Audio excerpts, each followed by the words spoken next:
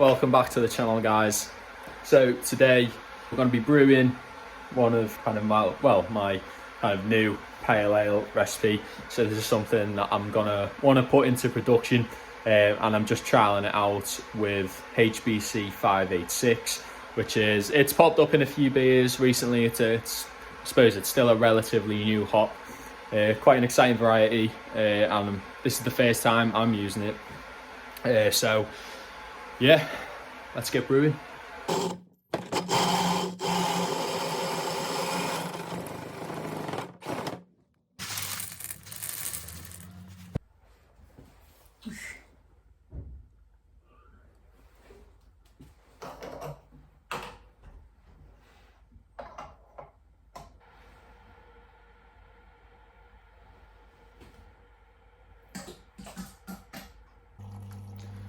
So I've added my water additions in. I'm just going to let that recirculate just to ensure that when I take a pH reading, a lot more consistent and reliable.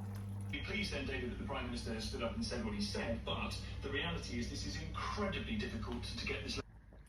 So we've just started the boil now, and I've had to add an extra 2 litres due to high mash efficiency. So all my numbers are back in check now. I might need to just add a touch more hops just to try and bring the balance back in. But whilst we're at this point anyway, might as well just talk about what my plans are at the minute. So these tanks are now both empty and cleaned. I've just got the parts for the unit tank sat in a bucket of sanitizer. So this beer is going to go in to there. So my plan is basically to keep these fermenters in this position, but they're going to be on a much wider table. And then this table, just because it's slightly higher and easier to work from, is going to go here.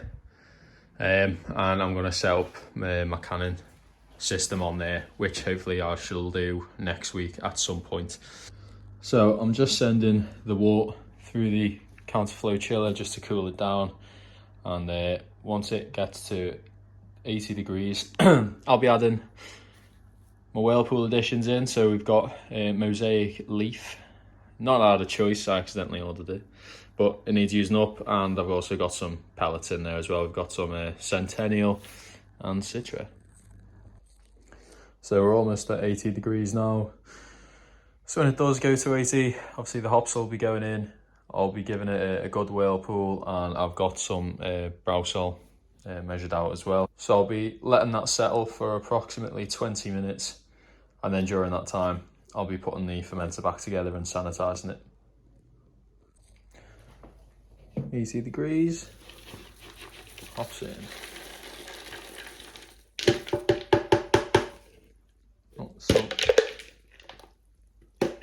Oh, we lost one. Oh my god, wow.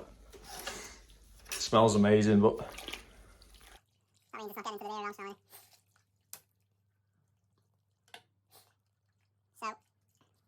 So as you probably can tell, I've added no actual hop additions during the boil.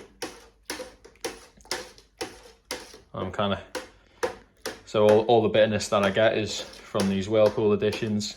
As it's going to be a low ABV pale, I don't need much bitterness to keep the balance in check. So I'm just putting the fermenter back together. I was kind of hoping you could watch me do it, but I couldn't really find anywhere to prop the phone up to show you. But yeah, anyway, so the idea behind this recipe is that low ABV pales are incredibly popular, and seeing as I'm only going to have the 2 fermenters, I need something that's going to be good at selling, something that bars want. I don't know whether I'm going to be serving this on cask or not. I know there is quite a relatively good demand for those products, but because I'm on such a small scale and you have to sell them for, I suppose, considerably less. So as far as I'm aware, for a 40 litre cask, you're looking at around 80 to 90 pounds, and for a 30 litre keg you're looking more like 100 or 110. So I'm essentially giving 10 litres more for 10-20 pound less. So yeah, seeing as I've got such a small scale, and hopefully it shouldn't be too hard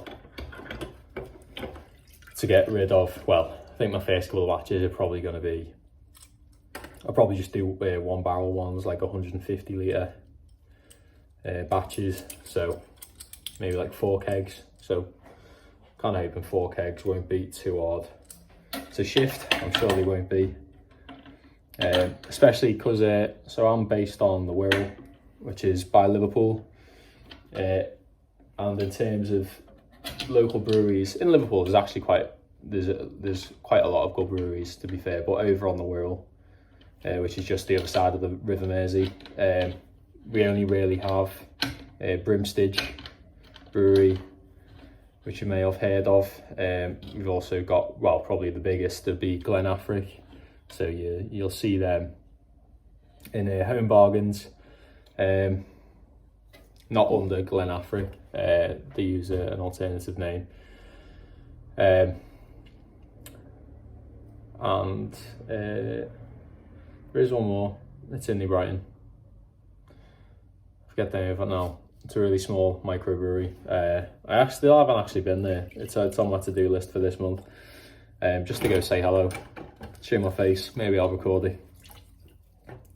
But yeah, that's the idea behind this beer anyway. It's just a low ABV and hopefully a good seller. So I'm going to really see how quickly I can get this turnaround. So today is the 10th of January. Going away to Prague on the 22nd. So I'm going to see if I can get this conditioned, fermented, dry hopped, cold crashed and into a keg for the 12th. So if I can do a 12-day turnaround, that'll be really good. But yeah, so cracking on, going in.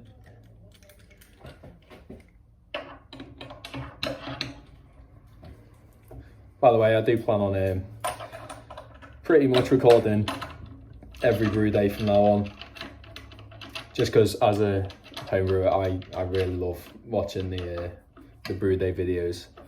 So I'll probably have a bit of a play around, see what kind of content is good to record, and yeah, we'll see how it goes. And thank you for all the new subscribers that's jumped up recently. So yeah, it means a hell of a lot. So thank you very much. Let's get back to the brew day.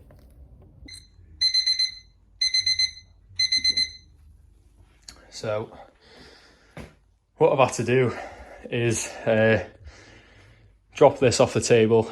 Obviously I haven't brewed in this with this kind of setup before, so I just had to pop that onto a bucket. I've got the hose out the chiller going into there, and I'll just have to fill it that way, and I'll have to get someone to help me to lift it up onto there because that's going to be heavy. And I've got just collecting the hot water, which I'll use for cleaning up afterwards in there. So here we are with the finished sample. I was just doing a pH reading on that, and it's a 5.2.